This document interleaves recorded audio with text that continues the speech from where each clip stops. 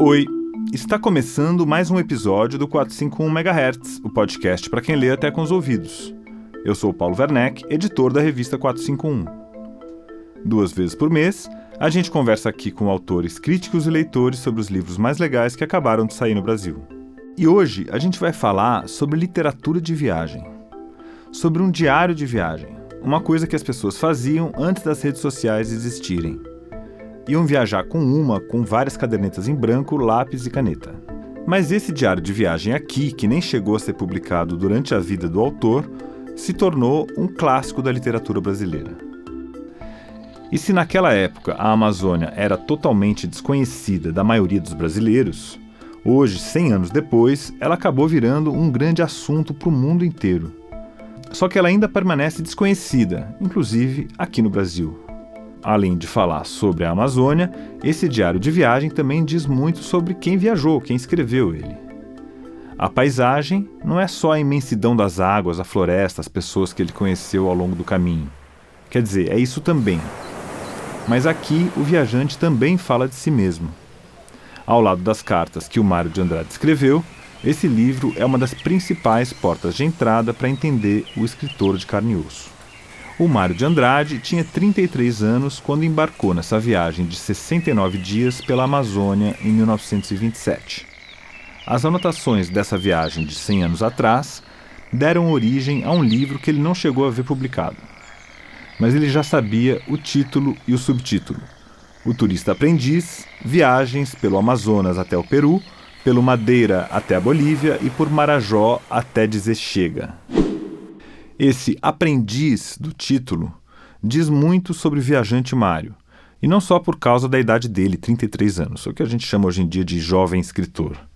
Naquela altura, o Mário já era reconhecido como um dos principais articuladores do modernismo no Brasil. 5 anos antes, ele tinha participado da Semana de Arte Moderna em São Paulo. Ele ainda não tinha publicado o principal livro dele, Macunaíma, O Herói Sem Nenhum Caráter, que só saiu em 1928, mas ele tinha acabado de escrever.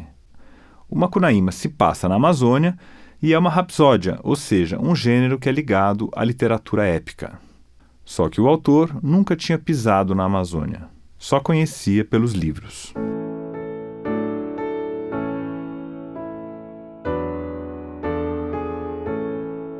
Então ele agarrou a oportunidade de largar as 200 mil coisas que ele fazia em São Paulo para ir viajar pelo rio Amazonas até o Peru, pelo rio Madeira até a Bolívia e por Marajó até dizer chega. É o que diz o subtítulo. O Mário levou várias cadernetas, uma bengala novinha, chapéu e uma Kodak, que ele escrevia assim com C-O-D-A-Q-U-E. Uma Kodak, uma máquina fotográfica portátil. As anotações e as fotos ficaram guardadas até 1943, quando ele decidiu passar a limpo aquele material. Então o Mário pegou a Manuela, que era como ele chamava a máquina de escrever dele, e que tinha esse nome em homenagem ao Manuel Bandeira. O Mário bateu o texto todo na Manuela e ainda deixou um prefácio curtinho, dizendo que aquilo não era para ser publicado. Ele era um cara muito organizado, ele deixava papelado em perfeita ordem, milhares de fichas, partituras, páginas de originais. Eram vários livros que ele escrevia ao mesmo tempo, tratados, romances, poemas e até dicionários. Para não falar nas cartas. Esse cuidado de deixar tudo certinho acabou sendo fundamental para que o trabalho dele não se perdesse. Pois é, porque 2 anos depois de passar a limpo os originais do Turista Aprendiz na Manuela, no dia 25 de fevereiro de 1945, há 80 anos, o Mário estava em casa na Rua Lopes Chaves, na Barra Funda, São Paulo, e teve um ataque cardíaco fulminante. Ele tinha só 51 anos. Isso foi uma tragédia. Ele ainda tinha muita coisa para fazer, tinha vários projetos em andamento e não teve tempo de terminar. Então, a USP criou um instituto especialmente para preservar, estudar e publicar a papelada do Mário de Andrade. O Instituto de Estudos Brasileiros, o IEB. Graças a esse trabalho, a gente pode ler as cartas dele, os diários de viagem e outras obras inéditas. O Turista Aprendiz saiu pela primeira vez em 1976, 31 anos depois da morte dele, em uma edição organizada pela escritora e pesquisadora Telê Ancona Lopes. E a influência do Mário na cultura brasileira cresceu cada vez mais durante a segunda metade do século XX e agora nas primeiras décadas do século XXI.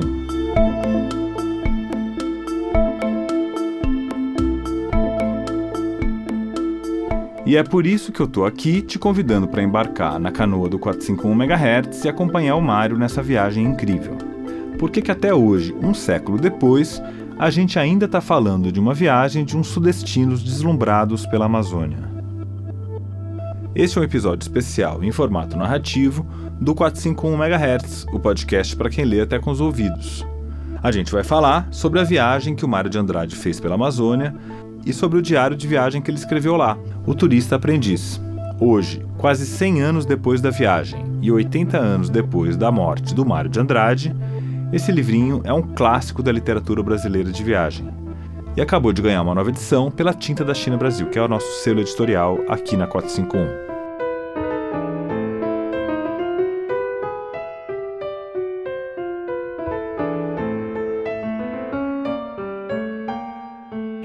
Mario tiene una frase que a mí me parece muy hermosa y que se puede aplicar tanto a la Argentina como al Brasil en el momento en que él la pronuncia, que es: allí donde el concepto de patria es casi una quimera.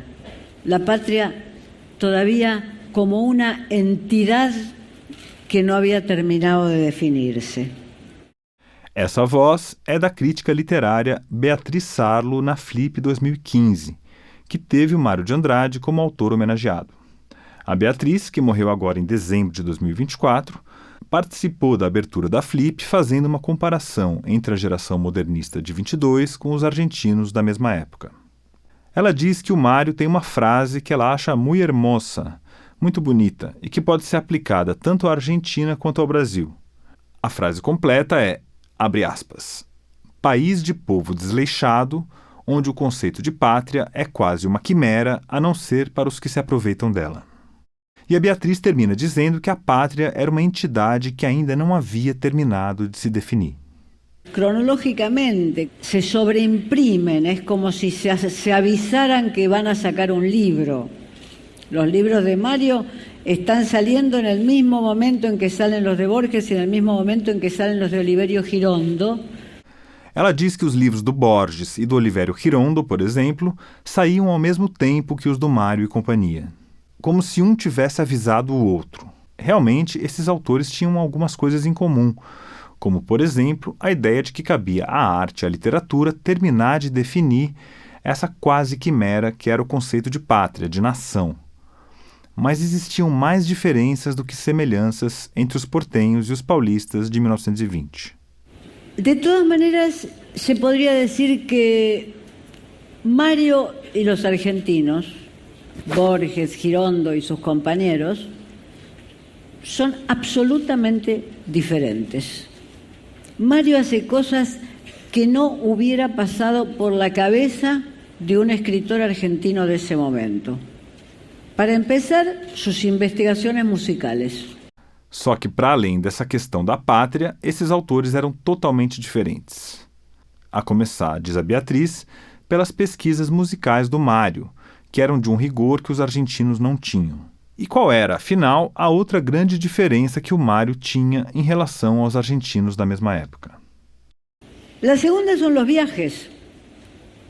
Los argentinos viajan a Europa. Los argentinos viajan a París. Entonces, la segunda son los desplazamientos en el territorio nacional de Brasil. Los desplazamientos, la Amazonia, esto hubiera parecido a los porteños de Buenos Aires excursiones extravagantes. Es como si fueran hombres de dos culturas diferentes. Mario yéndose por la Amazonia y estos porteños de Buenos Aires hubieran dicho, pero che, este brasileño está loco, decididamente está loco. É isso. Essa história de viajar pelo interior do país parecia, aos olhos de um portenho da época do Mário de Andrade, uma excursão extravagante. o Mário decidiu fazer o percurso inverso do herói sem nenhum caráter que ele tinha acabado de criar, o Macunaíma, e foi de São Paulo para a Amazônia. E a Beatriz Sarlo tem razão. Naquela época, quem tinha uma ideia dessas, decididamente está louco.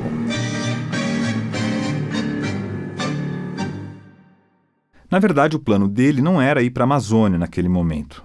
Em 1927, o Mário de Andrade estava preparando uma viagem para o Nordeste. Ele queria sistematizar um conhecimento sobre o folclore brasileiro.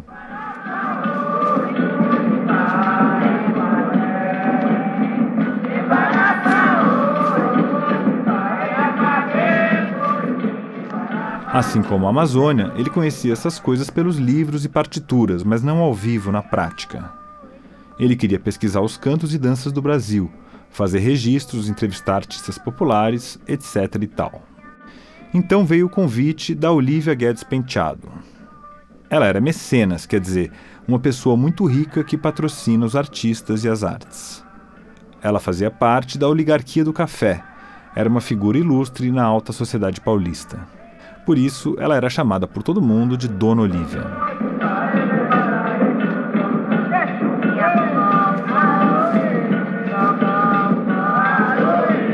Ela estava planejando uma expedição pelo Rio Amazonas e já tinha organizado tudo. Isso era crucial, porque naquela época as pessoas não faziam turismo pela Amazônia. Não era uma viagem fácil nem barata. Não dava para perder aquela oportunidade. E de fato, o Mário não conseguiu resistir. Ele pegou dinheiro emprestado com o irmão, pediu licença do conservatório onde dava aula de música, largou a papelada na escrivaninha, comprou uma bengala nova e partiu para uma grande aventura. A viagem do Nordeste ia ter que ficar para depois. Ela acabaria formando o segundo livro do Turista Aprendiz.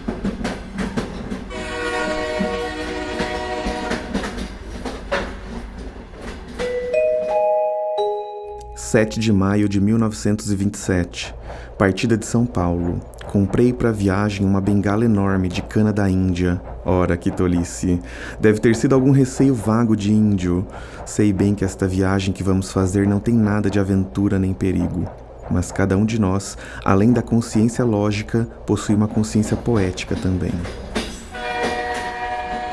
Essa voz que você acabou de ouvir é de uma intelectual que tem algumas afinidades com o Mário de Andrade.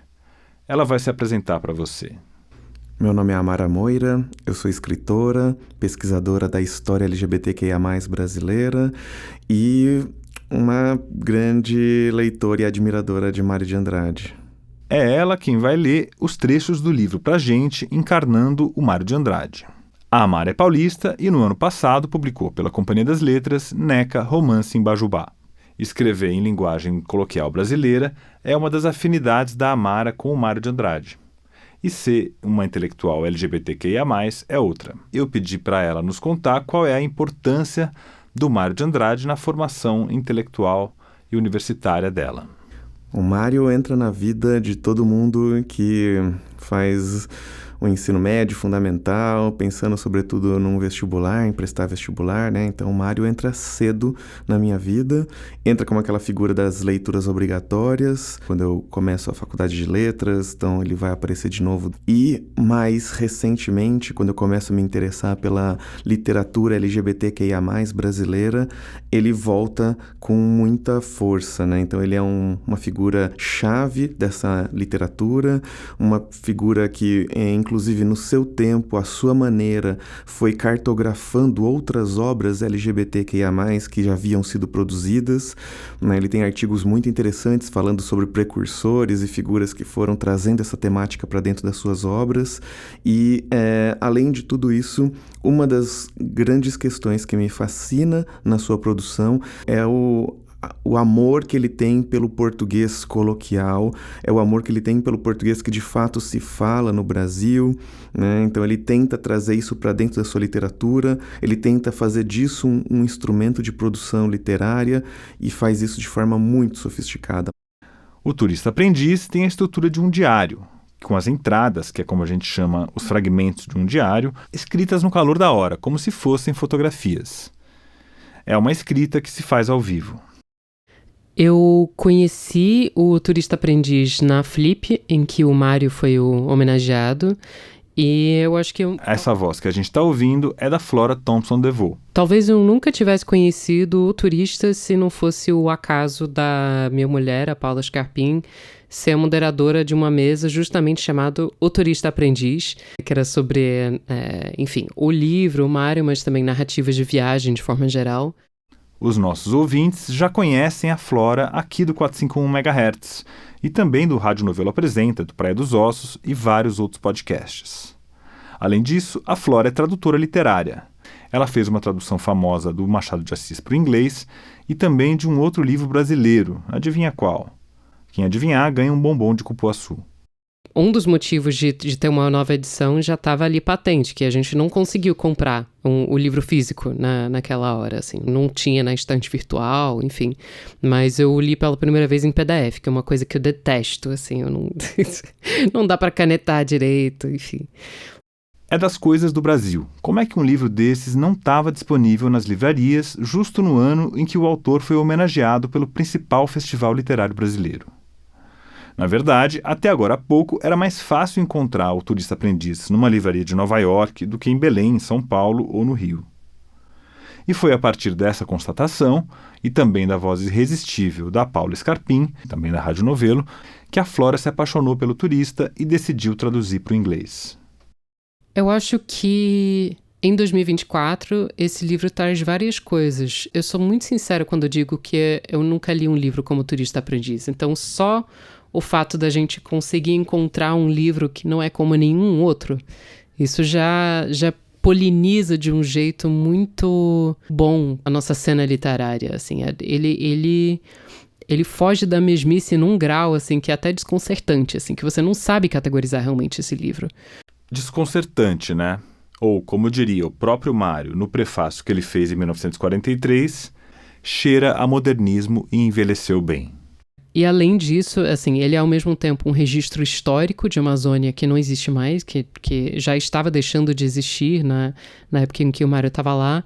Ele também é um registro vivo, muito bonito e acurado da Amazônia que a gente ainda pode perder, que a gente está perdendo na nossa inação, na nossa negligência, em tudo que a gente está fazendo, que a gente está permitindo que isso se perca. Então, acho que tem uma importância literária, contemporânea mesmo, tem importância social, ambiental, e tem uma importância para a gente entender melhor todo o resto da obra do Mário. Ao conhecer o Mário do Turista, eu acho que a gente lê com outra luz todo o resto da obra dele.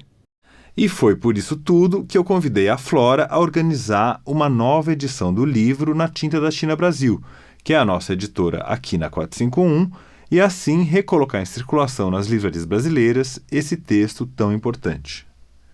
Então, pela primeira vez, enfim, o Turista está voltando a circular, estava esgotado, e pela primeira vez essa parte amazônica está saindo de forma independente. E com algumas modificações na sequência dos textos, que foi uma coisa que eu tinha feito na minha tradução. Enfim, a gente pode entrar mais nas minúcias na natureza do dátiloscrito, mas foi uma coisa que eu senti que melhoraria a função, a aceitação e a legibilidade mesmo desse texto do Mário. Então, o Turista tá soltinho, tá puramente amazônico e o mais importante é que tá disponível para mais pessoas terem contato com esse livrinho estranho e bonito. Isso que ela chama de dátiloscrito é um original, um livro inédito, só que batido à máquina. É aquele manuscrito datilografado que o Mário fez em 1943, com a ajuda da Manuela, a máquina de escrever dele.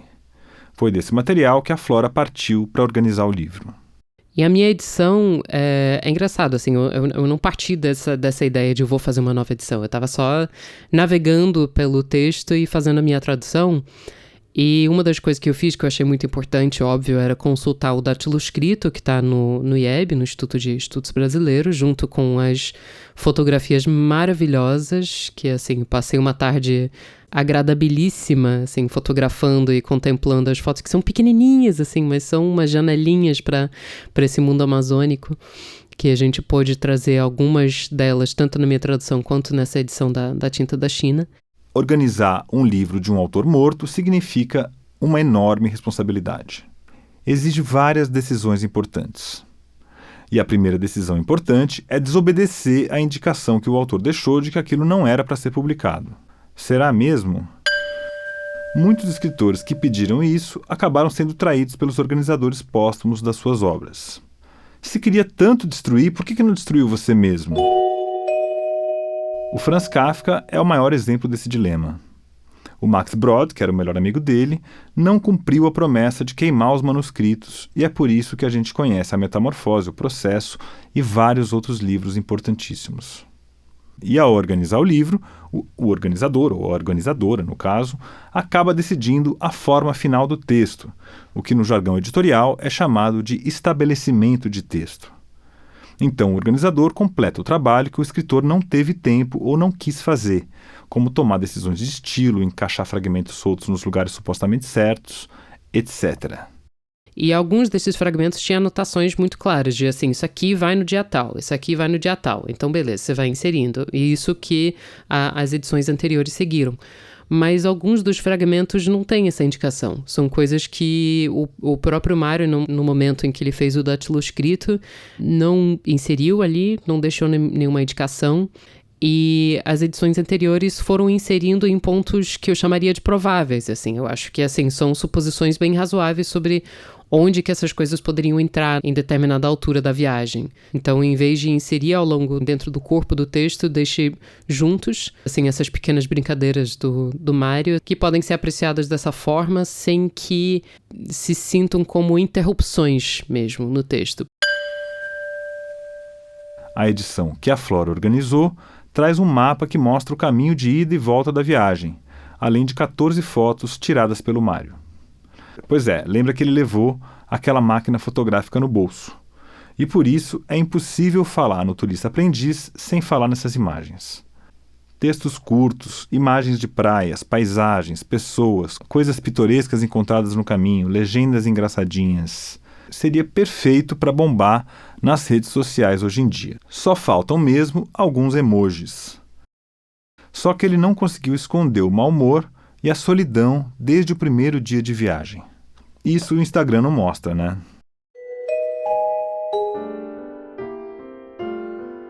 (7 de maio). Não fui feito para viajar, bolas. Estou sorrindo, mas por dentro de mim vai um arrependimento assombrado, cor de incesto. Entro na cabina, agora é tarde. Já parti, nem posso me arrepender. Um vazio compacto dentro de mim, sento em mim. Foi essa infelicidade dele que levou a Flora a parodiar o começo de Ana Karenina, o grande romance do Tolstói, no texto dela que saiu na nova edição do Turista Aprendiz. Abre aspas. Todos os viajantes felizes se parecem. Cada viajante infeliz é infeliz à sua maneira. E poucos viajantes infelizes, se sentindo deslocados e fora do lugar, são tão interessantes quanto o Mário de Andrade na Amazônia. Eu me reconheci muito no Mário, nessa dificuldade crônica de viajar, porque tem esse grande problema que a gente nunca deixa a gente em casa. Por mais que, assim, que a gente troque de paisagem, troque de roupa, troque de tudo, a gente está sempre com essa companhia da gente mesma. O Mário pegou um trem no sábado, 7 de maio, com destino à capital da República, o Rio de Janeiro. Era de lá que saíam os navios a vapor que subiam pelo oceano até o norte. O Mário ia aproveitar as escalas do barco dele, o Pedro I, para visitar amigos pelo caminho. Antes dele ir ao Nordeste, surgiu a oportunidade de uma viagem para a Amazônia, uma viagem inesperada, na verdade. Esse é o Jason Tércio. Ele é jornalista e escritor. O Jason Tércio passou mais de 10 anos mergulhado na obra do Mário para escrever Em Busca da Alma Brasileira, biografia de 500 páginas publicada pela Estação Brasil em 2019. Dona Olívia Guedes Penteado, que era uma senhora rica e que tinha muito tempo livre, e ela costumava viajar mesmo pelo mundo, inclusive pelos países árabes e tal, ou seja, ela era uma mulher muito independente, assim, e gostava de viajar. E aí ela resolveu ir para a Amazônia, veja você, né? Ir para a Amazônia naquela época era uma grande aventura, né? Porque, claro, ia-se de barco e tudo, mas ninguém sabia, né, o que poderia acontecer, né? E aí o Mário achou maravilhosa a ideia, tanto que ele pediu o dinheiro emprestado para o irmão dele para financiar a viagem. Agora, a dona Olívia convenceu o Mário dizendo que na viagem também iria o Paulo Prado, que iria um grupo de gente conhecida e tal.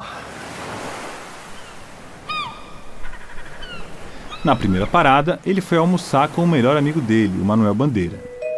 8 de maio, Rio de Janeiro. O almoço foi, como sempre, nos meus dias de chegada ao Rio com Manuel Bandeira.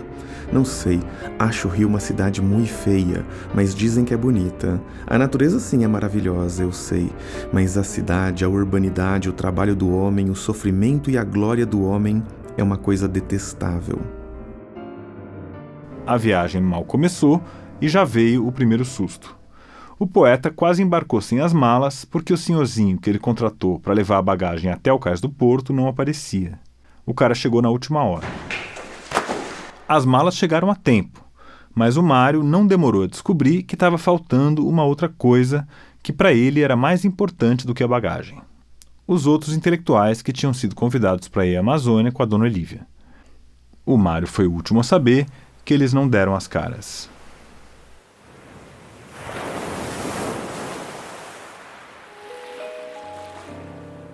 11 de maio, a bordo do Pedro I.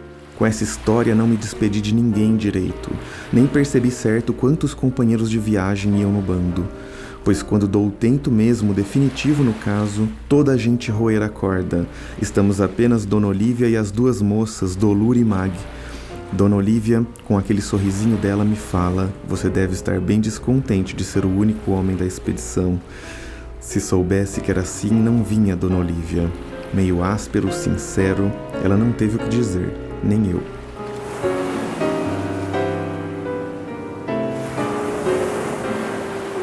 Pois é, ele sacou que era o único homem da comitiva.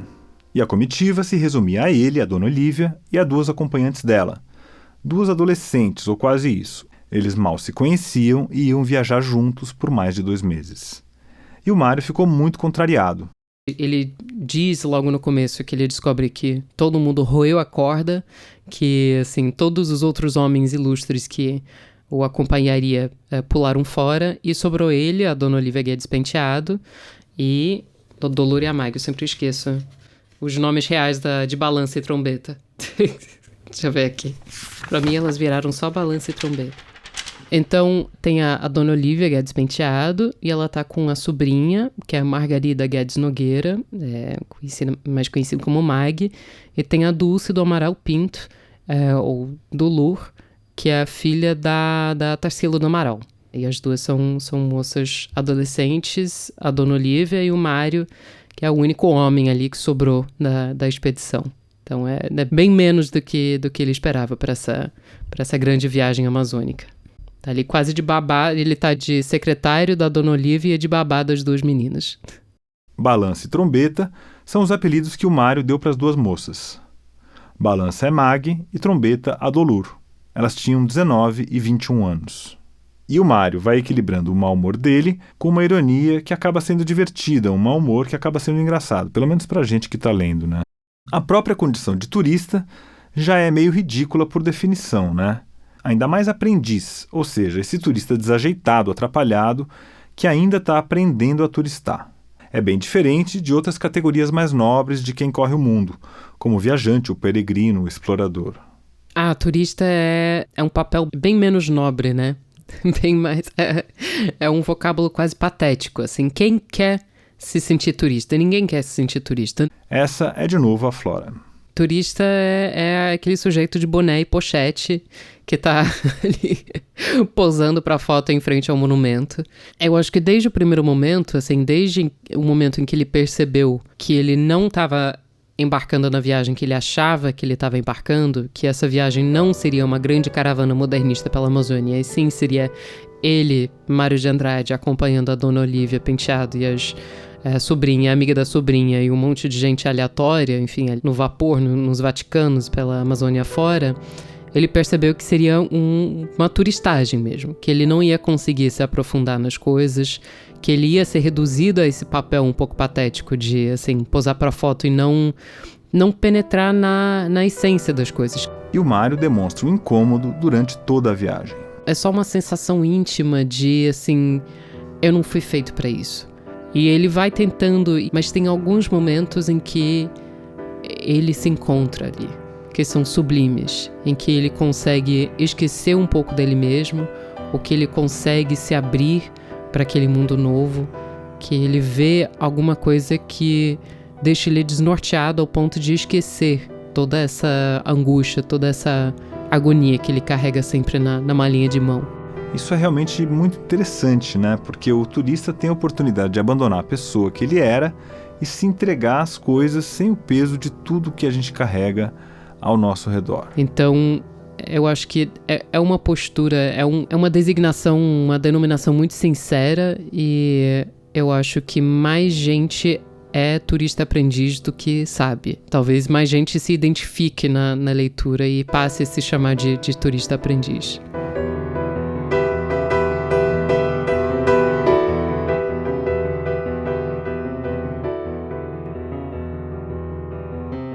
Isso é muito legal, porque o Mário não vai para a Amazônia como um especialista, um sabe-tudo.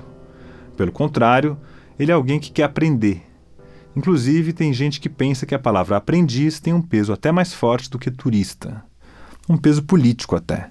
Turista, que a gente poderia simplificar dizendo que é sinônimo de viajante, né? Aquela pessoa que está disposta a se renovar, descobrindo novos espaços, novas situações. Mas tem a palavra aprendiz. E a palavra aprendiz, para mim, chama a um projeto educativo. Chama a um projeto que é político a partir da estética. Esse é o Paulo Nunes. Ele é poeta, professor e pesquisador da Universidade da Amazônia em Belém e da Universidade do Estado do Pará, além de ser membro do Instituto Histórico e Geográfico do Pará. Ele é especializado em literatura da Amazônia e é doido pelo turista aprendiz. Então este livro, por isso que eu digo, ele é um livro manifesto, porque ele se incumbe de dizer assim, alô, eu estou aqui para estender os meus ossos, como ele diz, né, sobre o calor de Belém, estender meus ossos, estender minhas musculaturas. O Mário, quando ele faz essa viagem, ele já tinha reputação e fama suficientes para se colocar num estágio arrogante, prepotente, um estágio daqueles que a gente sabe que acontece muito conosco. Mas o que significa essa história de estender os meus ossos, estender a minha musculatura? Quer dizer então que o Mário de Andrade foi um pioneiro do alongamento e do pilates? E lá na Amazônia? Pera lá, nada disso. Ele não era assim tão vanguardista. Eu ainda vou explicar para vocês essa história de estender os ossos em Belém.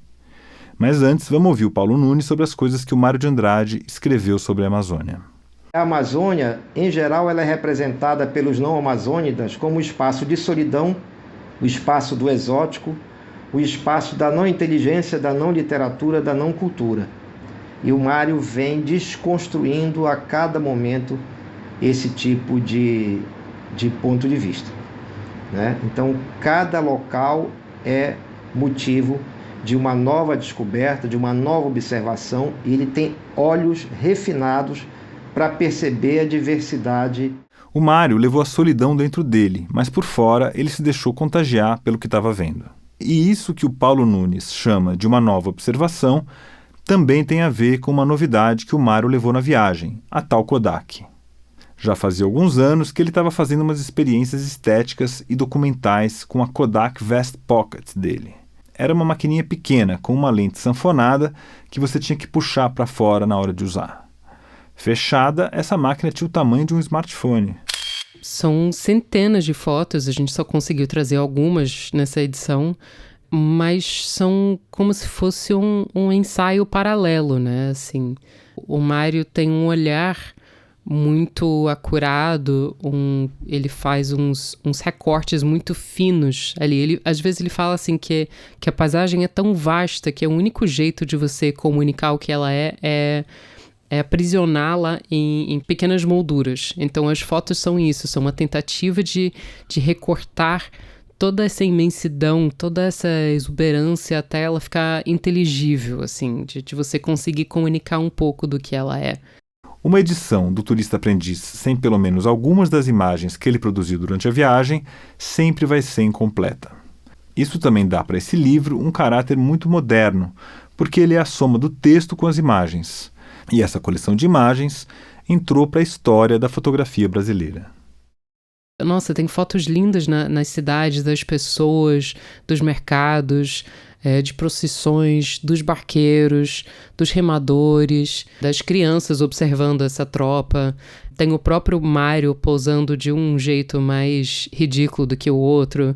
Tem as meninas dançando no convés, tem o pessoal tentando se divertir a bordo, tem o pessoal empurrando o carro que emperrou, tem o pessoal puxando a palheta do barco que quebrou. Tem as borboletas que ele tenta fotografar e não saem na foto. Tem a sombra dele na água. São imagens muito especiais, inesperadas, e eu acho que complementam de forma muito potente o texto do Mário.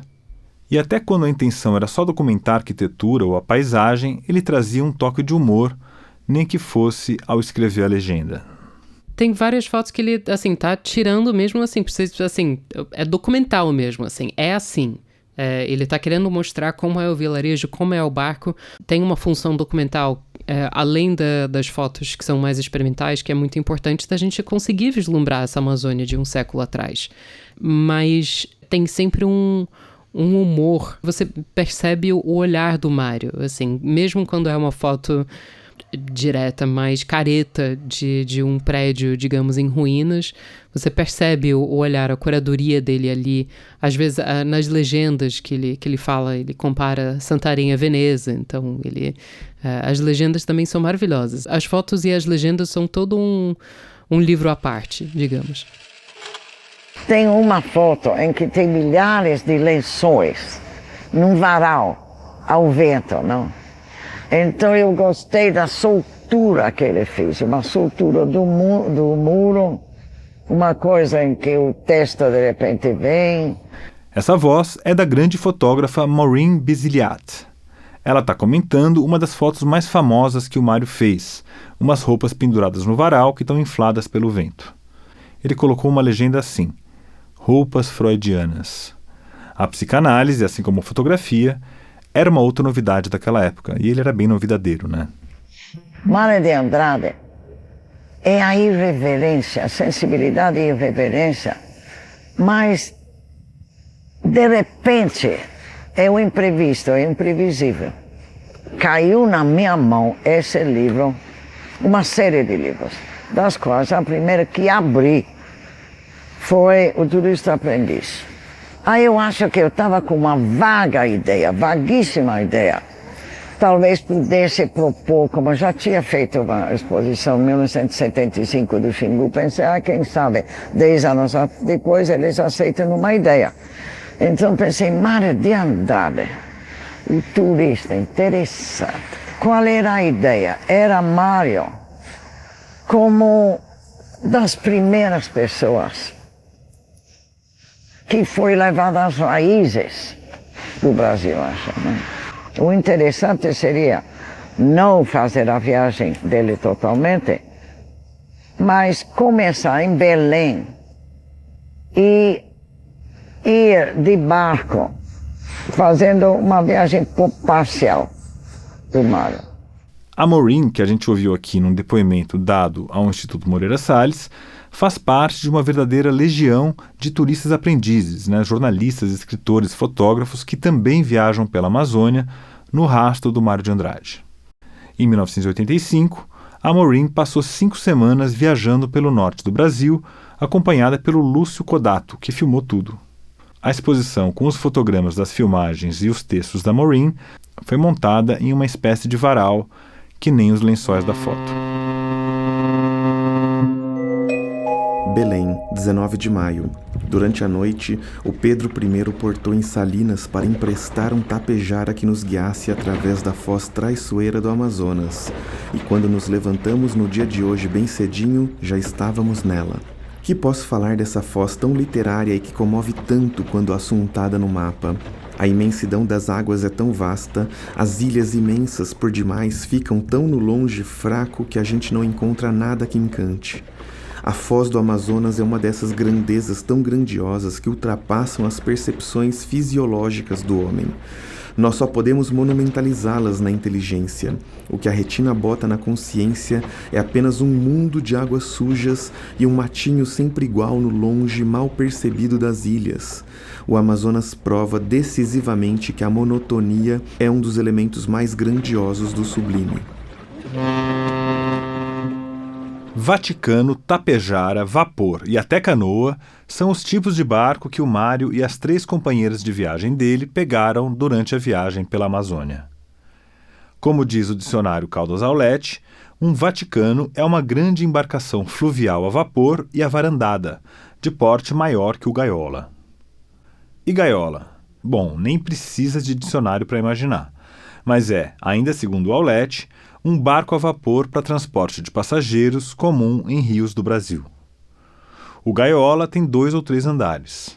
O Vaticano, em que os paulistas viajaram em 1927, tinha cabines que nem a do Mário e também setores ali cheios de redes de pendurado e todo mundo dormia, passava o dia ali pendurado na rede.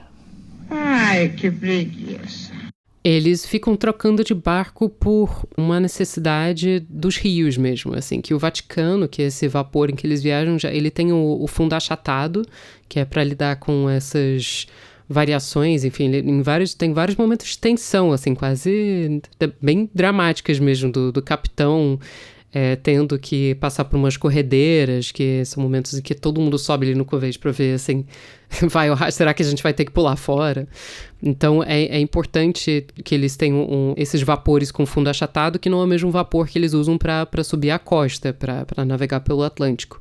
E tem horas que a palheta quebra, enfim, eles trocam de barco também para ir pelo Marajó. E eu já tinha, antes de traduzir o livro, eu tinha feito um pequenininho trecho dessa viagem que o Mário fez, que era de Santarém até Belém. Ninguém me falou o nome desse barco, tava mais pra balsa, assim, do que pra... Não sei se alguém chamaria de Vaticano ou de gaiola, que é outro termo que eles usam, mas são barcos com alguns andares, que normalmente lá embaixo vai carga, bichos, malas, enfim, todos os objetos imagináveis e inimagináveis. Pelo caminho, o barco fazia escalas para se abastecer de lenha, que era usada como combustível nas caldeiras, e de canarana, que é um tipo de capim, que era o alimento dos bois que iam a bordo e serviam, por sua vez, de alimento para a tripulação e para os passageiros ao longo da viagem. Imagina só. Madrugada sublime na tolda do Vaticano, manhãzinha paramos para cortar canarana para os bois. Um casal de araras atravessa o rio, bandos de borboletas amarelas na pele do rio.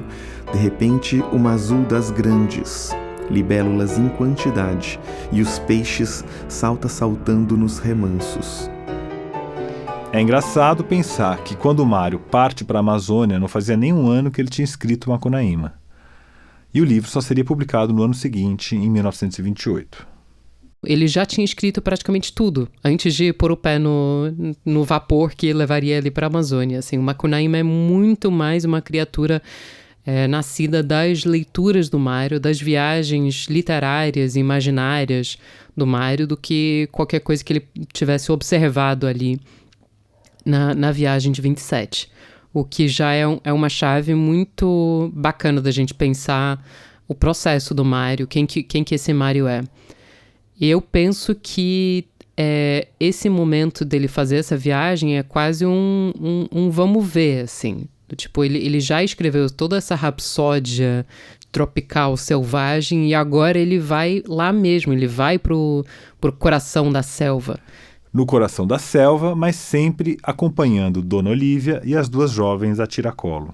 Mas esse Mário, enfim, é um cara jovem, mas já com muito renome, e que E que na viagem ele acaba sendo rebaixado a secretário da Dona Olívia, dama de companhia, enfim, digamos. Que ele até fica espantado, todo o brilho dele é apagado, ele tá ali só de acompanhante dessa grande dama, ele fica até espantado na primeira vez que alguém quer homenagear ele num desses discursos, que eles, toda vez eles chegam na cidade, desce o prefeito, desce todo mundo, e aí ele tem que fazer o mesmo discurso de como eles são felizes, tá ali, não sei o quê, ele quase vai se apagando, ele vai perdendo tudo, assim.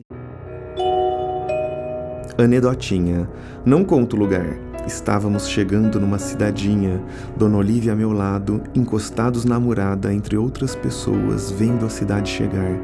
Nisto, Dona Olívia dá um suspiro de se ouvir. Que é isso, rainha? Suspirando?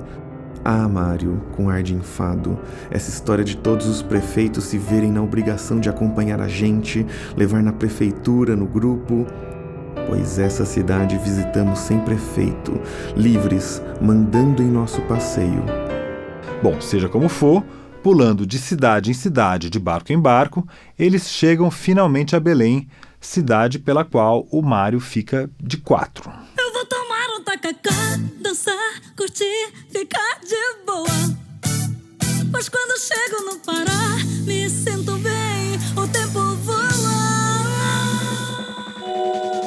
Belém gostosíssima, a melhor coisa do mundo.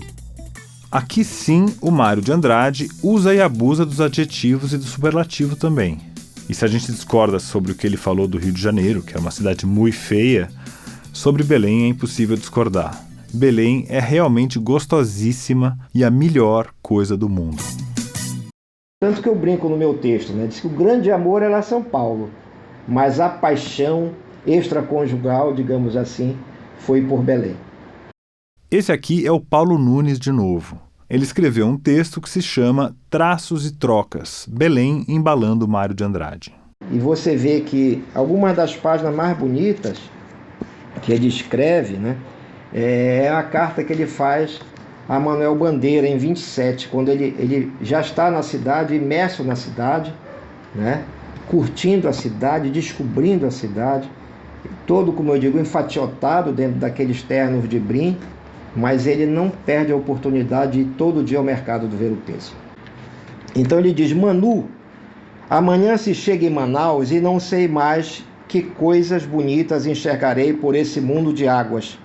Porém, me conquistar, mesmo a ponto de ficar doendo no desejo, só Belém me conquistou assim. Meu único ideal de agora em diante é passar uns meses morando no grande hotel de Belém, que já não existe mais, né? O direito de sentar naquela terraça em frente das mangueiras, tapando o Teatro da Paz, sem mais nada, chupitando um sorvete de cupuaçu ou de açaí. Você que conhece mundo, conhece coisa melhor que isso, Manu? Pois é, como bom turista aprendiz, o Mário sai provando as coisas que oferecem para ele. Por isso, o diário dessa viagem é considerado um documento importante para a história da alimentação no Brasil. É ali que alguns ingredientes, frutas e comidas populares têm um registro escrito pela primeira vez. Quem diria que o Mário de Andrade também era um crítico gastronômico aprendiz? Isso, aliás, é uma delícia desse livro. Não só as iguarias que ele vai provando e que a gente saboreia por meio das palavras. A delícia para o leitor é a mistura de registros e de gêneros literários que ele vai fazendo ao longo do diário. E quando um grande escritor faz essa alternância de tons e de gêneros literários, de registros, o tradutor fica com um desafio a mais, que é conseguir conciliar e fazer essas mudanças também no texto da tradução. Vamos ouvir de novo a Flora Thompson DeVoe. É uma coisa que eu sempre falo que o maior desafio, as minhas maiores angústias quando eu estava traduzindo o Brás Cubas foram na fase até eu conseguir ouvir a voz do Brás Cubas, até eu conseguir entrar numa zona de conforto em que eu sentia que eu tinha uma conexão que podia só embarcar nesse tom e seguir. E o Turista Aprendiz apenas não tem isso, porque o Mário tá trocando de tom, ele tá trocando de estilo, de gênero ali o tempo inteiro. Você tem, enfim, tudo desde o tom pseudo-etnográfico, que ele fica inventando povos indígenas. Tem, enfim, os Pacaus Novos são um povo de verdade, que ele inventa toda uma etnografia. E aí tem os índios do Omissol, que é esse povo que se comunica através da música, que é uma coisa muito assim no Mário, professor de piano, inventando ali uma outra rapsódia, enfim, no meio da selva. Você também tem transcrições de sonhos, você tem muitos diálogos dele, assim, tanto dele quanto entre ouvidos no navio. Tem umas passagens um pouco mais etnográficas dele conseguindo observar alguns eventos enfim, conseguindo transcrever algumas músicas, conseguindo observar algumas danças. Então, o livro é cheio desses vai e vem, assim, dessa tentativa de se aproximar dessa Amazônia que ele tinha sonhado, que ele tinha imaginado, a maior parte de desencontros e de alguns encontros raros e muito bonitos. O leitor vai navegando por esses diferentes planos narrativos que podem ir da descrição literária do gosto do açaí aos relatos de sonhos, da anedota à confissão, do exercício de estilo ao registro seco de etnógrafo. É uma curiosidade infinita e sem limites. E quando a gente diz curiosidade, também poderia dizer libido ou então desejo. Mário tinha uma curiosidade infinita por tudo que existe no mundo, né? Mas ele tinha realmente uma curiosidade, um interesse muito grande, muito particular pela erótica literária. Então, isso aparece tanto na sua produção literária, como aparece também nas compilações que ele faz, nas suas leituras, em tudo que ele lê, nas suas pesquisas. E por isso, por essa razão, eu organizei um livro chamado Seleta Erótica de Mário de Andrade. Essa aqui é a Eliane Robert Moraes, professora de literatura brasileira na USP, que organizou uma seleta erótica do Mário de Andrade para a editora Ubu. Tem vários trechos do Turista Aprendiz nesse livro. A Eliane faz uma abordagem bem menos tradicional da obra do Mário. O Mário estabelecia uma relação sexual ou erótica com tudo que ele via na frente. O Mário flertou com muito mais gente e muito mais coisas durante essa viagem. Esse foi um aspecto que meio que sumiu depois que ele morreu, porque a sexualidade era uma coisa muito reprimida nos estudos literários, ainda mais quando se tratava de um autor tão importante quanto o Mário. Houve um esforço para omitir um fato que era óbvio para quem conheceu o homem. Ele era homossexual, ou então pansexual. O pessoal só começou a falar abertamente nessa questão a partir de 2015, mas hoje isso já é um fato estabelecido. Já rolou até uma exposição no MASP sobre esse assunto, além de muito material impresso por aí.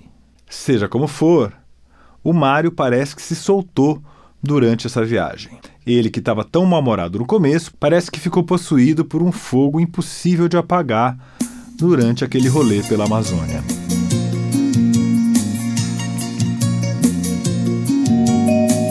Canto ao luar, desabaladamente em puro êxtase descontrolado,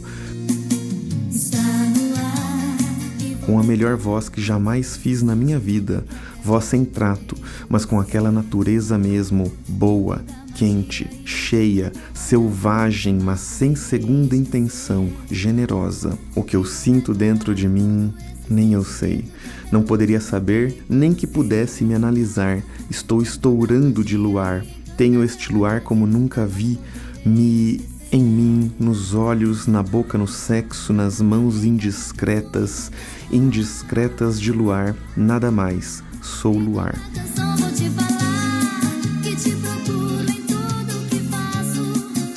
Ele deseja até a cidade. Vamos ouvir o Paulo Nunes lendo uma carta que o Mário mandou para o Manu, ali no calor da hora. Belém eu desejo com dor, desejo como se deseja sexualmente. Palavra, eu não tenho medo de parecer anormal para você. Por isso eu te conto esta confissão esquisita, mas verdadeira, que faço de vida sexual e vida em Belém. Quero Belém como se quer um amor. É inconcebível o amor que Belém despertou em mim. Um abraço do Mário de Andrade.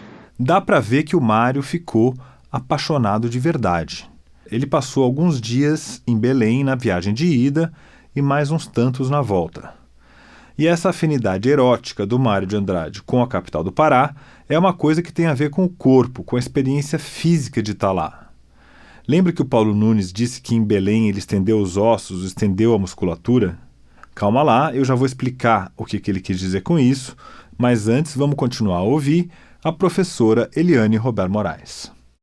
Mário, quando ele se intitula pansexual, que eu acho que é interessante, ele não está de jeito nenhum falando só da sua sexualidade, né? Da sua experiência sexual, erótica no mundo, mas ele está pensando mesmo, eu acho, que na sua experiência no mundo, a experiência humana no mundo do Mário, ela é muito atenta a essa questão erótica. Ele é um daqueles autores, e não são todos, que erotiza toda a sua experiência, e quando eu digo que erotiza, ele não está assim genitalizando, ele não está pensando só no ato sexual, mas ele está assim alargando isso, não é? Aquilo que é Eros, que é o poder de Eros, que é a força de Eros, para o seu estar no mundo. Lembra daquela foto dos lençóis freudianos que a Maureen Basiliati comentou? Pois então. Eu acho que uma coisa também que ele faz e que nessa sequência que é legal a gente lembrar é a fotografia, né?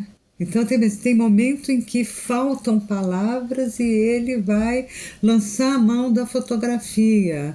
E a fotografia do Mário no Turista, ela é cheia de truques, eu acho, porque, por exemplo, ele fotografa aquele lençol, não é, que a gente tem aqui no Brasil, que é um país muito solar e, sobretudo, realmente no norte e no nordeste do país, não é, aqueles lençóis que ficam pendurados, né, na rua, nos quintais e tal, né? Daria então para dizer, parafraseando Freud, que um lençol nem sempre é só um lençol. E o que ele olha ali no lençol? Ele olha já as pessoas que ali dormiram. Quer dizer, ele no lençol ele vai procurar o corpo, não é? E ele vai então pensar o lençol como aquilo que guarda, como uma espécie quase que de recalque, o que aconteceu no lençol, não? O que aconteceu embaixo do lençol que está sendo lavado, né? Então a gente vai vendo aí uma coisa que puxa a outra, né? Quer dizer, começa com a palavra, aí você tem a palavra que está faltando, aí você tem uma busca por outros, né, métodos de captar esta realidade, mas aí essa realidade chama outras realidades, que são os corpos que ali estiveram, e chama as fantasias destes corpos que estavam fazendo amor por baixo ou por cima dos lençóis, né? Ou seja, para além do texto, o Mário também deixava essa sexualidade aflorar nas fotografias. O livro está cheio de um lirismo também e de um erotismo que é muito interessante. Essa sexualidade também, quer dizer, ele sente aí alguma coisa que é quase um êxtase, é um sentimento estático, né? Estático no sentido do afloramento de alguma coisa que parecia guardada e que explode nessa viagem, né? Então há um trecho muito lindo também, isso eu me lembro. Esse que você escutou agora é o Milton Atum, escritor brasileiro nascido em Manaus. Ele é tão identificado com a capital do Amazonas que até ganhou esse apelido na época da faculdade, Manaus. A obra do Manaus, livros como Dois Irmãos e Relato de um Certo Oriente, abriu uma porta do tamanho da Foz do Amazonas para que as pessoas conhecessem a Amazônia e a sua cultura. E ele, naturalmente, é um super leitor do Mário de Andrade. Aí ele fala, tudo em volta do trem é de uma luminosidade encantada, cheia de respeito e de mistério. E aí ele sente uma paixão irrefreável, né?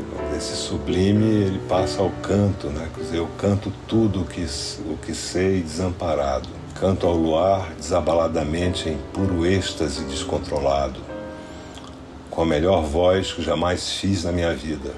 Voz sem trato, mas com aquela natureza mesmo, boa, quente, cheia, selvagem, mas sem segunda intenção, generosa. O que eu sinto dentro de mim, nem eu sei. Não poderia saber, nem que pudesse me analisar. Estou estourando de luar. Tenho este luar como nunca vi. Em mim, nos olhos, na boca, no sexo, nas mãos indiscretas de luar, nada mais. Sou luar. E de repente me agacho, fico quietinho, pequenino, vibrando imenso, fulgurando por dentro, sem pensar, sem poder pensar, só.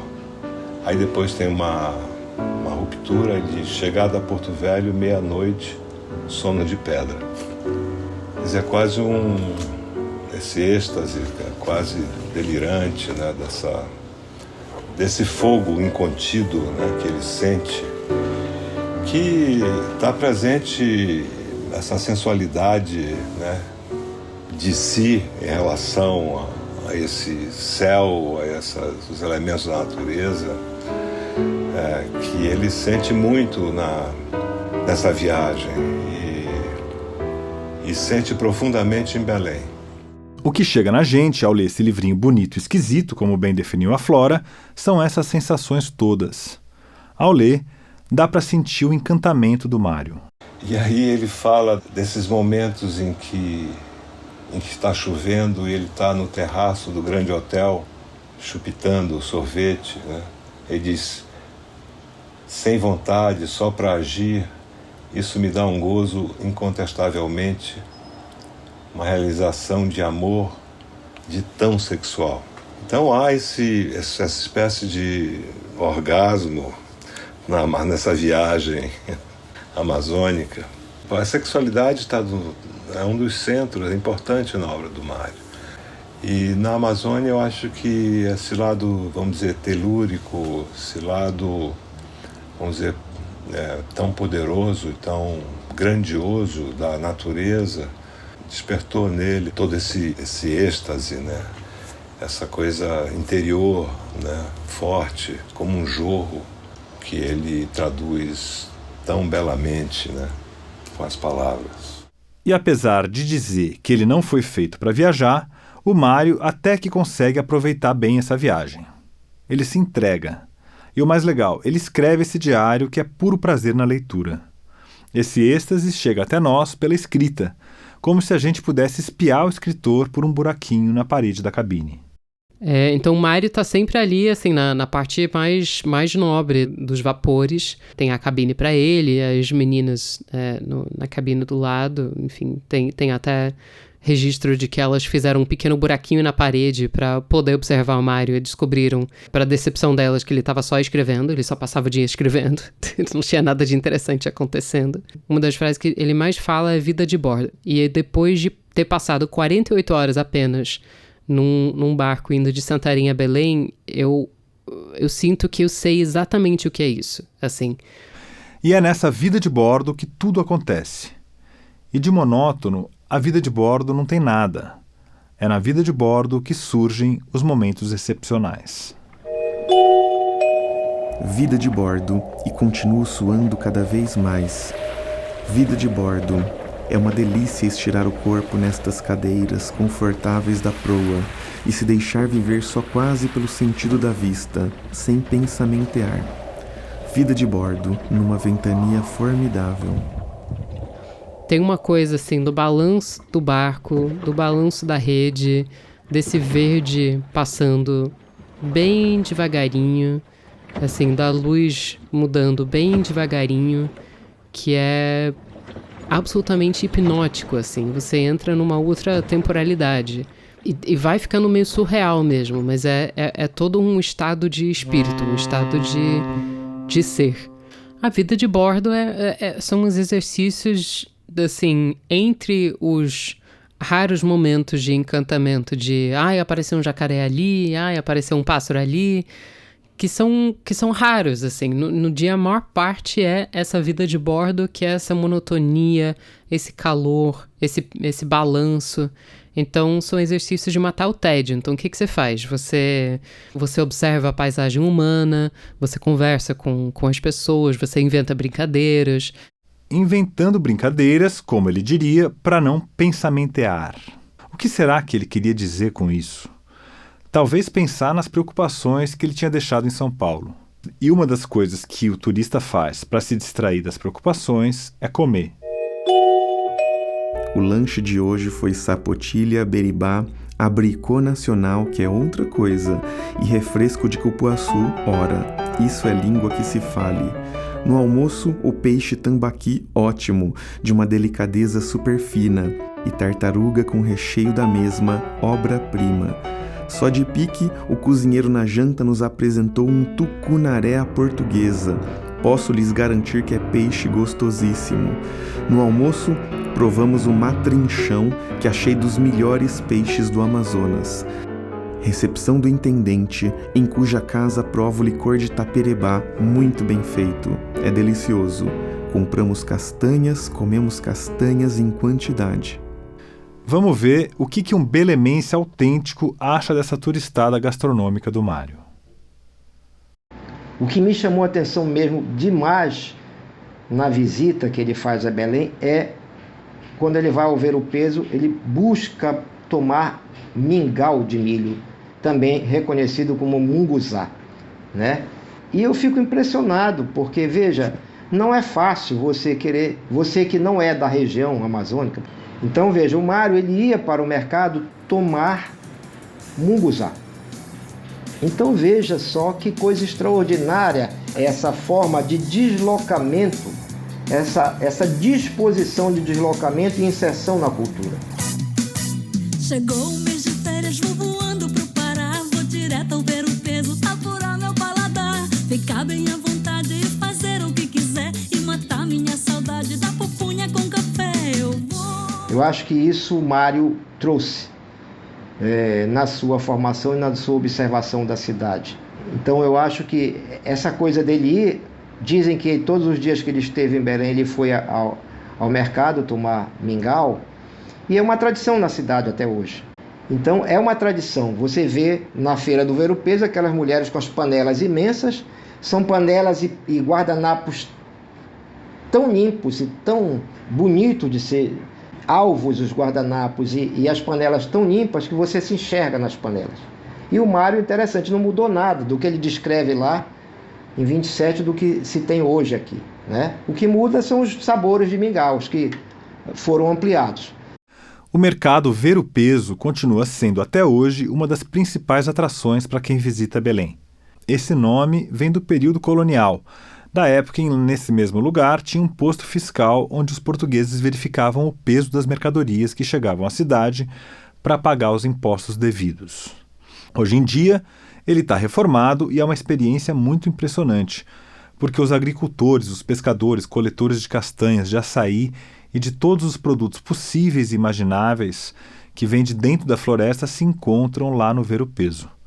Então você tem um contato numa capital de estado brasileira com as coisas mais incríveis que são produzidas no interior da floresta. O açaí é motivo de uma dúvida atroz no paladar do turista aprendiz. Será que gostei mesmo do açaí? Não é propriamente gostar, mas em Belém fica divertido tomar açaí. É dessas comidas locais que, mesmo quando não são gostosas, participam de tal forma da entidade local que fica um muro na frente a gente não usar. E é indelicadeza não gostar. O açaí não chega a ser ruim, longe disso, mas está longe de ser bom, como é bom um pato com tucupi, um casquinho de caranguejo e 14 outros comes e bebes destas Amazonas. Isso chegou a irritar a nossa tradutora e organizadora aprendiz. Nossa, minha maior birra com o Mário é a incapacidade dele de entender a importância do açaí. Que ele fala assim que açaí é assim, uma coisa que a gente come de dó. A gente tem dó do açaí, por isso a gente come, assim, mas tem gosto de mato pisado. Eu, tipo, Mário, pelo amor de Deus, você não entendeu nada. Mas a comida é um dos grandes divertimentos, enfim, é uma das formas, assim, é que nem quando a gente é bebê, a gente tá conhecendo o mundo, a gente bota tudo na boca. Então, assim, é meio, assim, a comida, assim, de você conhecer, de você comer essas frutas, de você comer esses peixes, de você entrar em contato com essa paisagem engolindo, deglutindo, saboreando, assim, é uma das coisas mais sensuais do livro todo. As refeições são muito importantes. Foi numa dessas missões folclóricas, em 1938, que o Mário deixou gravado um documento histórico para a posteridade e que só seria revelado muitos anos depois, em 2015, lá na época daquela flip do Mário de Andrade. O pesquisador Xavier Vatin, da Universidade Federal do Recôncavo da Bahia, encontrou no acervo de um linguista americano, o Lorenzo Turner, um disco de alumínio que tem a voz do Mário gravada. Até então, ninguém conhecia a voz dele, não sabia como ele falava, só quem conheceu o homem de carne e osso. Vamos ouvir. Eu acho que quem cantou com maior caráter foi Raquel de Queiroz, a nossa grande romancista cearense. Ela é que tem bem o timbre do Nordeste de todas as nossas canções. Quase todas, pelo menos, cantadas hoje, foram do Nordeste. Menos o toca-zumba, do que não sabemos bem a origem, e o zum-zum, que Nery Pedrosa cantou e que deve ter vindo de Minas Gerais, porque é em Minas Gerais que até hoje se conservam as canções de bebida de depois do jantar. É impressionante como a personalidade da pessoa aparece de uma vez só quando a gente ouve um documento desses, né? São poucos minutos e parece que a pessoa está ali na sua frente. Na mesma época, foram divulgados 2 filmetes mudos que mostram a imagem do Mário de Andrade em movimento. Também ninguém tinha conhecimento disso, a não ser quem conheceu ele. Ao ouvir esse áudio e ver essas imagens, a gente consegue imaginar um pouco melhor o poeta de carne e osso.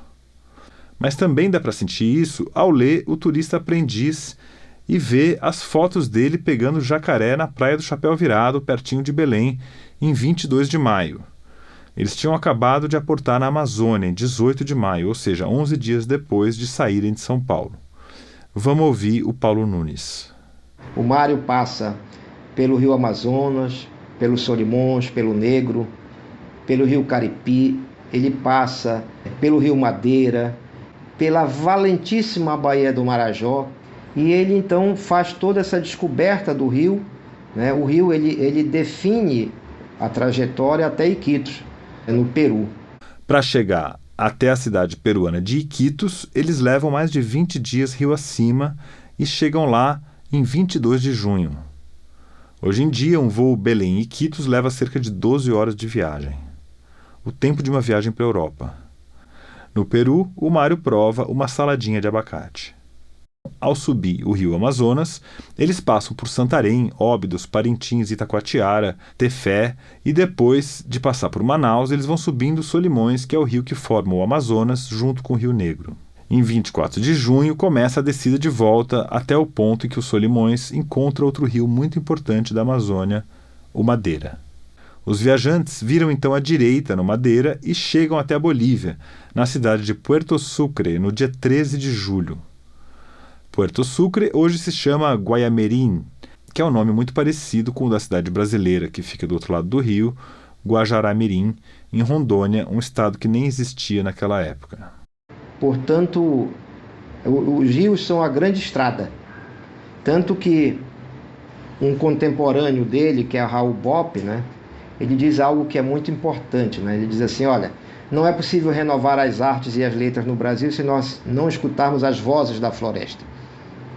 E num outro momento, ele usa uma metáfora que é reaproveitada por Rui Barata, um poeta de Santarém, professor da UFPA, de saudosa memória, que ele diz que esse rio é minha rua. Está explicado por que um urbanoide que nem o Mário de Andrade ficou tão à vontade naquelas ruas de água. E ele percebe que os rios são, então, uma fonte inesgotável, não só para a vida, para os biomas, mas para a cultura. As nossas culturas, elas são muito culturas que vão, de uma forma direta ou indireta, referir-se ao rio. E o grande rio, o Amazonas e todos os seus afluentes. Por exemplo, Belém fica na confluência do rio Pará com o rio Tocantins, na Baía do Guajará. Então são diversos rios que o Mário explorou e passou quando ele esteve por aqui. Mas a viagem ainda não está completa, porque o subtítulo diz por Marajó até dizer chega. Ou seja, na volta, eles passam pela ilha de Marajó, que fica pertinho de Belém. Pertinho para a escala amazônica, né? Eles dormem na ilha na noite de 29 de junho. A noite é um desespero, com bilhões e bilhões de carapanãs. Carapanã é o nome genérico que os amazônidas dão para qualquer mosquito que suga o nosso sangue. Abre aspas. Pela primeira vez, não resisto e me emporcalho da tal pomada inglesa, feita com citronela de Java, bom cheirinho, aliás. Apesar de estar todo besuntado de pelotes de pomada na cara, o poeta é mordido pelos bichos mesmo assim, e eles morrem grudados na pomadaria. No jantar vem um pato seco, com um pichezinho desagradável, como ele escreve. E eles terminam a noite cantando. Abre aspas. Cantamos assim mesmo, engolindo mosquito. Essa cantoria com gosto de mosquito faz a gente entender o que significa o até dizer chega do título. Tem hora que o turista mais quer é voltar para casa, mas ainda faltava uma coisinha. Fazer uma escala final em Belém era um plano perfeito. 1º de agosto, último dia de Belém, me sinto comovido, palavra. Nunca na minha vida encontrei uma cidade que me agradasse tanto, com que eu simpatizasse tanto. Como enchimento de gostosura, passei em Belém os melhores dias de minha vida, inesquecíveis. Pois é, o Mário se encontrou em Belém. Ou melhor, o corpo dele encontrou a alma. E isso foi ele quem disse. Porque o Mário era um homem bem alto, nas fotos ele sempre é o maior de todos. Mas a alma dele era ainda maior. Olha só o que ele escreveu sobre Belém na viagem de ida em 23 de maio. Abre aspas. Tenho gozado por demais. Belém foi feita para mim, e caibo nela que nem mão dentro de luva. Em Belém, o calorão dilata os esqueletos e meu corpo ficou exatamente do tamanho de minha alma. Fecha aspas. Em estado de alerta, o rio Madeira atingiu um nível histórico de seca. De acordo com o boletim de monitoramento, a estiagem está ligada a 2 fatores que impedem a formação de chuvas na região: o aquecimento das águas no Atlântico Norte e o fenômeno El Niño. Se, como bem disse o Paulo Nunes, em cada rio existe não apenas uma fonte inesgotável para o bioma, mas também para as culturas, quando o rio seca, as consequências são desesperadoras. Nas reportagens da seca de 2024, que bateu recordes históricos, a gente via os ribeirinhos caminhando pelos bancos de areia, os barcos encalhados no leito seco dos rios. Além da emergência climática, as mesmas regiões que o Mário visitou, e a Amazônia como um todo, na verdade, estão sendo invadidas e destruídas por garimpeiros, madeireiros, grileiros e outros invasores. 6h02 da manhã, agora já começando o Bom Dia, imagens de satélite flagraram dezenas de balsas atuando na extração ilegal de ouro no rio Madeira. Isso 5 meses depois de mais de 400 balsas de garimpo serem destruídas em uma operação conjunta entre a FUNAI, o IBAMA e a Polícia Federal, na mesma região. O Mário também passou pelo Vale do Javari, onde muitos anos depois, em 2022, o jornalista britânico Dom Phillips e o indigenista Bruno Pereira foram assassinados por criminosos que atuavam na região. Mas tem uma melancolia no ar, segundo o Milton Aton. Ele antecipou muitas coisas, né? Não apenas sobre essa visão das cidades, mas também um certo sentimento de que há uma certa melancolia nesse livro. Talvez já pensando mesmo, não dá para ser otimista, porque naquela época já havia questões, né? Basta lembrar que poucos anos depois houve a tentativa de Fordlândia, lá em Belterra, né, lá no Pará.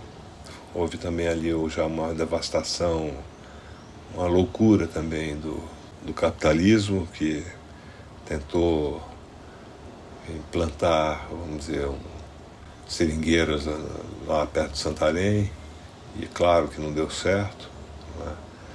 E depois aconteceu o que a gente sabe, vem acontecendo. O livro, ele se sustenta, eu acho que não é uma obra secundária, né? Ao contrário, eu acho que está no centro da obra do Mário de Andrade, que foi um dos grandes intelectuais desse país, um dos mais apaixonados escritores pelo seu país. Por um lado, a Amazônia que o Mário viu naquela época já não existe mais. Por outro, ao ir para lá e fazer esse diário e essas fotos, ele demonstra que era uma espécie de visionário. Ele estava apontando para a gente uma coisa que hoje é óbvia e urgente para todo mundo, mas que na época ninguém prestava atenção. Mas ele disse uma coisa linda que é mesmo verdade. Ele diz: a Amazônia é um infinito que deve ser dosado, pouco a pouco, lentamente. E é isso, quer dizer, esse sentimento de enorme perplexidade diante de uma natureza tão portentosa, né? Que o que resta para a gente é admirar, porque são milhares de espécimes, né? Quer dizer, é impossível catalogar tudo, nem de longe. Tem coisas que já foram extintas, né? Espécimes que já foram extintas sem serem catalogadas. Quer dizer, a devastação está fazendo isso, está tendo esse efeito nocivo, terrível, criminoso de exterminar o que nós ainda nem conhecíamos. Né? Em 2 de agosto começa a viagem de volta. O vapor vai descendo pelo litoral e faz escalas em São Luís, Natal, Recife e Paraíba, que era o nome de João Pessoa naquela época.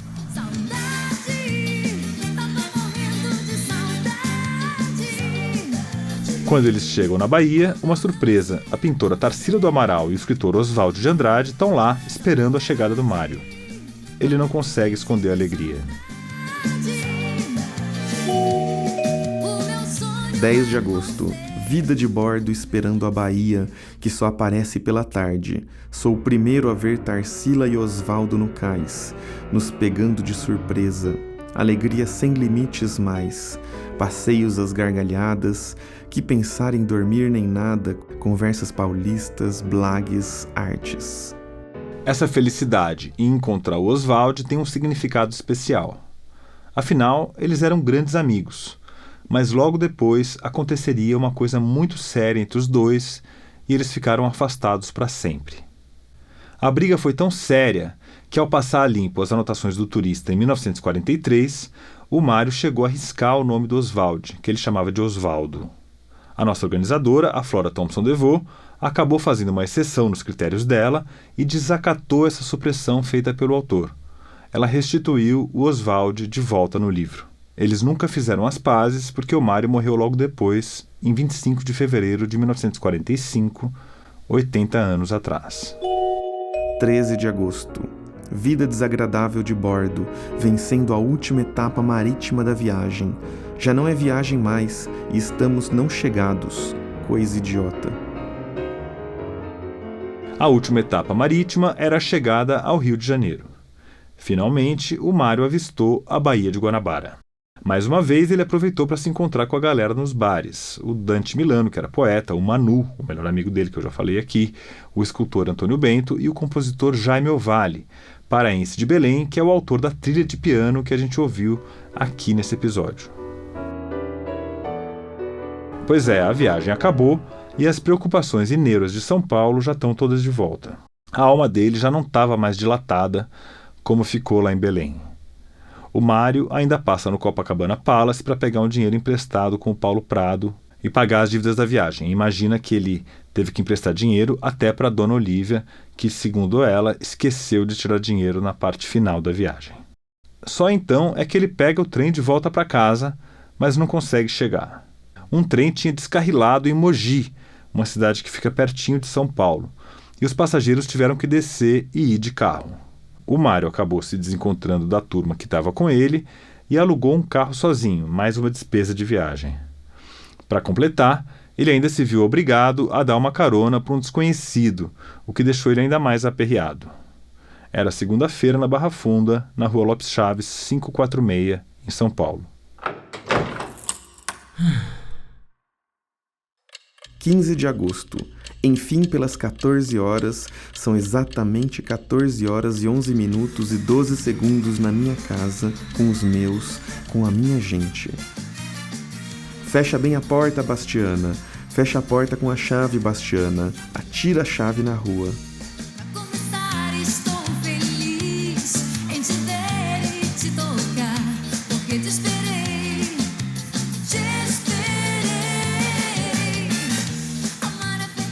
E assim chegamos ao final deste episódio especial do 451 MHz. Eu, Paulo Werneck, sou o responsável pela direção geral do 451 MHz. A responsável pelas entrevistas é a Paula Saqueta, que além disso assina o roteiro junto comigo. Os editores da 451, Beatriz Moilaert, Amaury Arraes e Vitor Pamplona, também colaboraram. Os nossos entrevistados foram a Eliane Robert Moraes, o Jason Tércio, o Paulo Nunes, o Milton Atum e a Flora Thompson DeVoe. Nesse programa, a gente ouviu trechos de áudios da Beatriz Sarlo na Flip, Festa Literária Internacional de Paraty, um depoimento da Maureen Basiliati em 2015 no canal do Instituto Moreira Salles no YouTube. A toada de Exu, retirada de música tradicional do Norte e do Nordeste, gravada pela Missão de Pesquisas Folclóricas no Nordeste, 1938. A gente também ouviu o Grande Otelo em Macunaíma, do Joaquim Pedro de Andrade, e trechos de reportagens do Bom Dia Amazônia, da TV Globo. A trilha sonora desse episódio foi feita a partir da obra de Jaime Ovalle e interpretada pela pianista canadense André-Anne de Chesne no álbum The Ovalle Project, de 2018. Está disponível no Spotify. A gente também reproduziu áudios de Calypso, Dona Onete, Fruto Sensual e Banda Ravelli. A produção desse episódio é da Brenda Mello e do Maurício Abad. Os trechos de O Turista Aprendiz, de Mário de Andrade, foram retirados da edição da Tinta da China Brasil, organizada e prefaciada pela Flora Thompson DeVoe, e lidos pela crítica literária Amara Moira. A gravação da locução foi feita no estúdio Confraria de Sons e Charutos. A edição e sonorização são da Cláudia Holanda e a finalização e mixagem são da Ana Sucha. A arte desse episódio foi feita pelos designers da 451 a partir da criação da Vera Tavares. E tudo isso foi feito com o apoio inestimável da redação da 451. Mas antes da Bastiana fechar a porta e jogar a chave fora, eu não poderia deixar de agradecer nesse episódio especial a todos os nossos ouvintes entusiastas, que colaboram financeiramente com a realização do podcast com R$ 23 por mês. É isso aí, com apenas R$ 23 por mês você contribui financeiramente para a realização aqui do podcast e ainda tem o seu nome lido no final do programa como forma de agradecimento. Além disso, você recebe uma assinatura digital da revista 451 e com ela tem acesso completo a tudo que a gente já publicou sobre o mundo dos livros no site e nas nossas newsletters, e também a vários outros conteúdos que a gente produz para quem ama livros. E se você virar um ouvinte entusiasta, você também ganha acesso ao nosso clube de benefícios, que dá direito a descontos de até 40% nas melhores editoras brasileiras.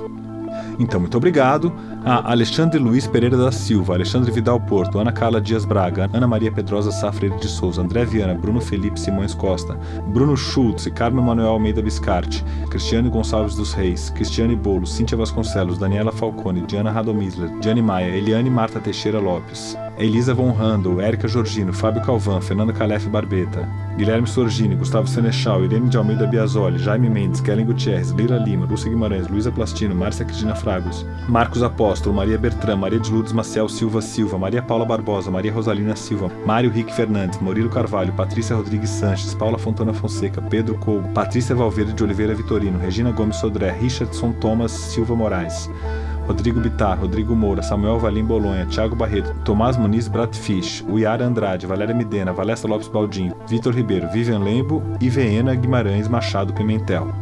Muito obrigado a todos os nossos ouvintes entusiastas. Este foi o episódio especial sobre o Turista Aprendiz, de Mário de Andrade.